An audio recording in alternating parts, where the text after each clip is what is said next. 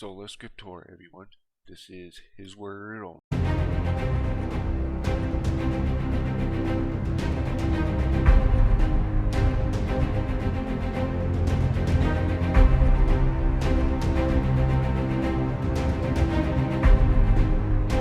Alright, so I want to get into what's going on in the world today. This is 3 letters that Albert Pike wrote to Giuseppe Mazzini, and I want to, this was in the the London Library up until 1977, and then now all of a sudden it doesn't exist. But anyways, you can think of whatever you want to think about that. But the First World War must be brought about in order to permit the Illuminati to overthrow the power of the Tsars in Russia and making that country fortress of atheistic communism. The divergence caused by the agent tour of the Illuminati between the British and Germanic empires will be used to foment this war. At the end of the war, communism will be built and used in order to destroy other governments in order to weaken the religions. The Second World War must be fomented by taking advantage of the differences between the fascists and the political Zionists. This war must be brought about so that Nazism, destroyed, and that the political Zion be so strong enough to institute a sovereign state of Israel and Palestine. During the Second World War, international communism must become strong enough in order to balance Christendom, which would be then restrained and held in check until the day when would need it for a final social cataclysm. The Third World War must be fomented by taking advantage of the differences caused by the agent tour of the Illuminati between the political Zionists and the leaders of the Islamic world. The war must be conducted in such a way that Islam and political Zionism mutually destroy each other. Meanwhile, the other nations, once more divided on this issue, will be constrained to fight in the point of complete physical, moral, spiritual, and economic exhaustion. We shall unleash the nihilists and the atheists, and we shall provoke a formidable social cataclysm, which in this horror will show clearly to the nations the effect of absolute atheism, origin of savagery, and the most bloody turmoil.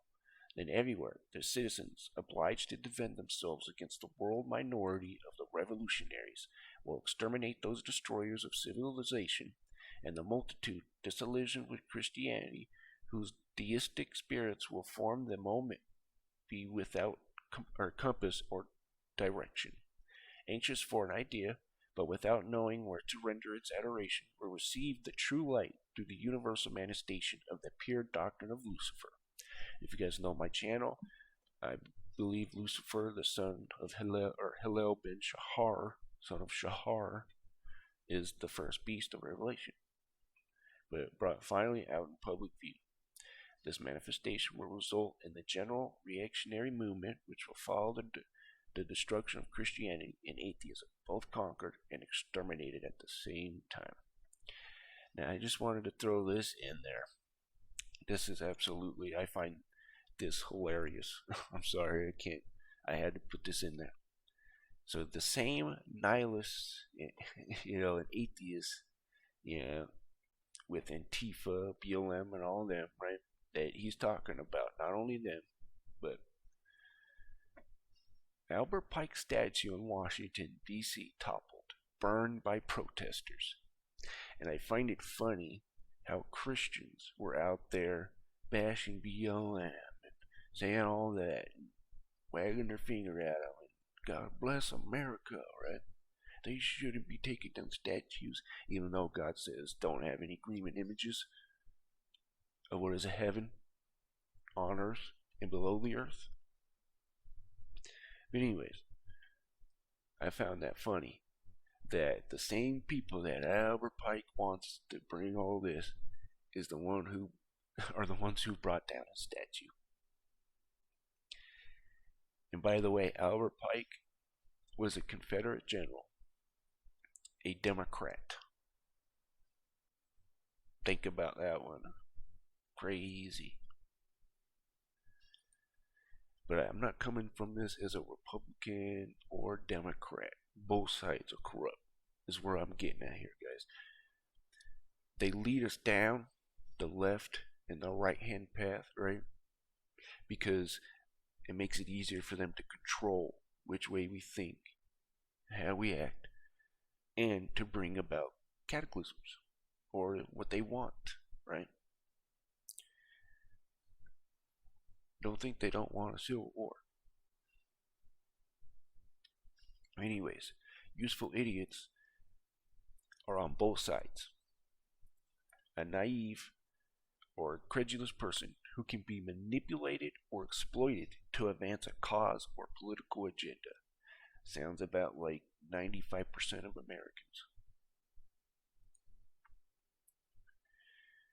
Alright, this comes from Yuri Bezmenov, who was a KGB and a journalist in Russia, or part of the KGB, and was a journalist in Russia, then defected to Canada.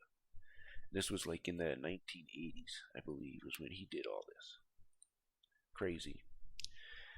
The useful idiots, the leftists who are idealistically believing in the beauty of a Soviet socialist or communist or whatever system, when they get disillusioned, they become the worst enemies.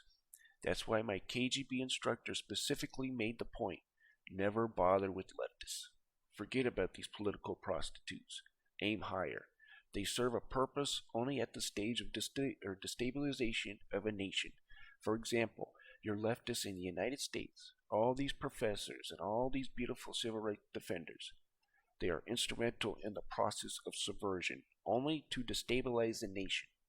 When their job is completed, they are not needed anymore. They know too much. Some of them, when they get disillusioned, when they see that Marxist Leninists come to power, obviously they get offended. They think that they will come to power. That will never happen. Of course, they will be lined up against the wall and shot. So, all you Antifa, BLM, all that, I would pay attention to that if I were you. This guy comes from that system. The revolutionaries are always the first that get shot. Because what if you don't like the next government that's coming in? Because the rich will always have control of that, no matter what. Doesn't matter if it's capitalism, doesn't matter if it's Marxism. They sell you this stuff to get you to do it, and then they're the ones that come in and take control of it. Always. Never fails. Ready for this? Clowns to the left of me, jokers to the right. Here I am, not stuck in the middle, but hovering above the entire farcical spectrum, weeping as I behold my fellow man's devotion to political illusion and self-destruction. Amen to that. That's Robert Higgs. Do I agree with all these guys? But I do agree with these quotes. Evil always wins through the strength of its splendid dupes, and there has in all ages been a disastrous alliance between abnormal innocence and abnormal sin. Yep. That's J.G. Charleston. Eugenics and Other Evils. People are not embracing collectivism because they have accepted bad economics. They are accepting bad economics because they have embraced collectivism. Ayn Rand. But you get the gist. It's both sides, guys. Both sides are corrupt. But now I want to get into, I'm not going to bash anybody who's got an abortion. I'm not here to say wrong or right. I'm just here to show you where it comes from. And it's a lot older than you think. Ancient. It's just coming out because, and I'll show you why it's coming out. Back out. Anyways, the name of the fifth is Cassiata. He discovered the children of men, every wicked stroke of spirits and demons. This is the Book of Enoch, by the way. Chapter 69. The stroke of the embryo in the womb. to diminish it. The stroke of the Spirit by the bite of the serpent, and the stroke which is given in midday by the offspring of the serpent, the name of which is Tebiet. So, did you see that, guys? This Cassiata character. And by the way, now you see TV has stuff on the 5 Satans. You can look on that. I'm still looking into it, so I can't say whether it is or it isn't. So, anyways, you can look at that. It is quite interesting when you look at it. We already went through 2, right? There was 2. There's the Syrian and Satan, right, himself. Satan is adversary, just means adversary, right? It's quite interesting when you read this stuff. But anyways, so it comes from that character, Cassiata. And this is what it was for. This is the book of Jasher. This was in the days of Noah.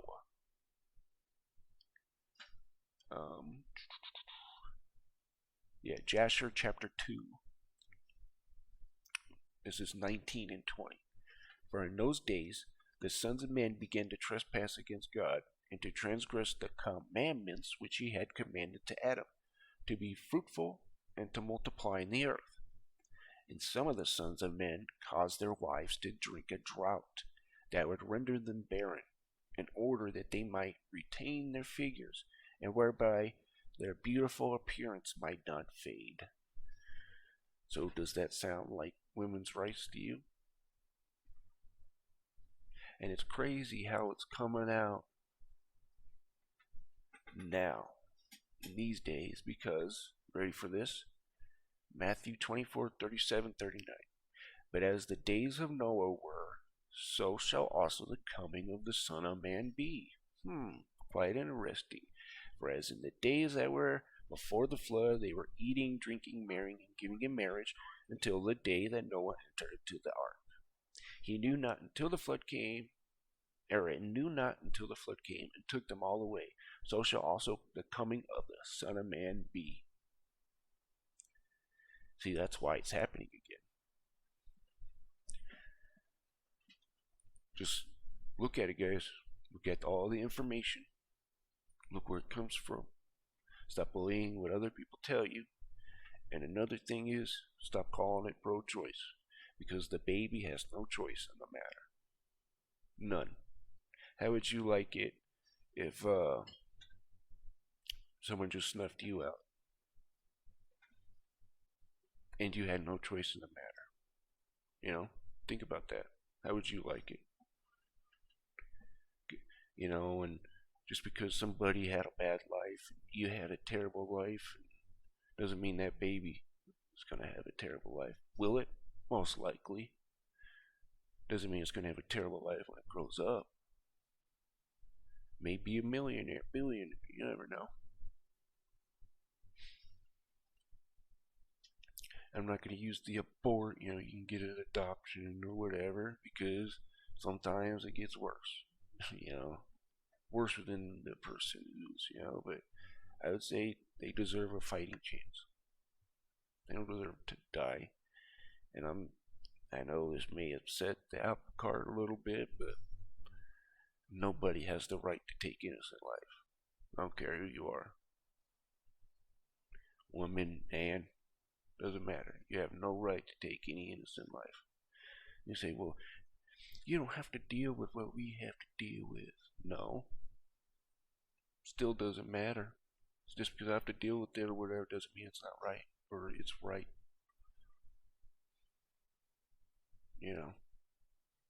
And do I agree with banning? We live in America, so that's up to the people, right? Do people want it? Well, that's that. And like I said, I'm done. Pledge allegiance to a stupid piece of fabric. I'm sorry if that offends people, but I answer to God and Jesus Christ. That's it. Because he's the only one that's proven himself to me, right? And you may disagree with me, that's alright. Shouldn't hate me for it just because we disagree. That's the stupidest thing I've ever heard. That's how discourse dies. And then you start fact checking everything, and then all of a sudden, all you get is mainstream media, right? Doesn't matter where it comes from, the right or the left, it's all BS. It's all there to lead you to one way or another, to control how you act, or what you eat. That's all it's there for. Alright, John 14:3. Hereafter I will not talk much with you, for the prince of this world cometh, and nothing in me. See, it all goes back to that guy. You have to remember, it all goes to that guy. He's the one that gives the marching orders. It's not the Illuminati, it's not the Zionists, it's not this or that. It's these guys, it's the principalities. Ephesians 6:12-13. For we wrestle not against flesh and blood, but against principalities, against powers, against the rulers of darkness of this world, against spiritual wickedness in high places. Wherefore take unto you the whole armor of God, that ye may be able to withstand in the evil day, and having done all to stand. People wonder why do bad things happen to me, blah blah blah blah blah. Well, that's why, because you don't have any armor. That's why. It's simple as that. Yeah, no armor. But anyways, 1 Peter 5:8-10. Be sober, be vigilant, because your adversary the devil, as a roaring lion, walketh about, seeking whom he may devour. Which means he's going to find every little which way to get you away from God. Every little way. And a lot of that way comes following your heart. I know that sounds weird, but the Bible says the heart is deceitfully wicked. Not just wicked, deceitfully wicked. Think about that. Nothing. I can just prove that by if you ever had a spouse that in your heart was telling you, they're the one, man. They're the one. But then 3 months down the road, they turned out to be a totally different person, and you guys break up, and well, whatever happened to them being the one, right? Or a drug addict, right? Just one, just one hit will be all right, just one. But then it turns into two, turns into four. You get what I'm saying? It's okay to follow your dreams, but to follow the heart is a complicated business. You need to also follow it with this, your logic, and not emotion, right? And I'm not perfect. I've said some stupid things. I'm sure you can go get through my Twitters, my Facebook, and all that, and I'm sure you can get me canceled in 2 seconds. That's the truth. If you want to go look through it, have fun. It's probably going to be pretty empty for the past 10 years because I don't really use social media. I only use the Twitter for this to, promote this channel a little bit. But I just want to lead you guys to the truth. I went into a little bit. But anyways, whom resist steadfast in the faith, knowing that the same afflictions are accomplished in your brethren that in the world, but the God of all grace, who hath called us into the eternal glory by Christ Jesus, after ye have suffered a while, and make ye perfect, establish, strengthen, and settle you. Again, guys, the right. Neither, here, I want to find that verse real quick. Neither the left hand or the right hand.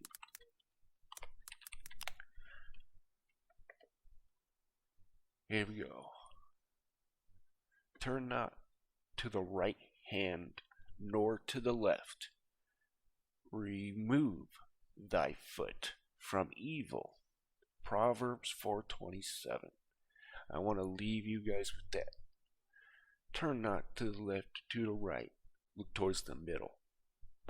That's where the truth is going to be. Alright, you guys have a wonderful day. Thank you for listening.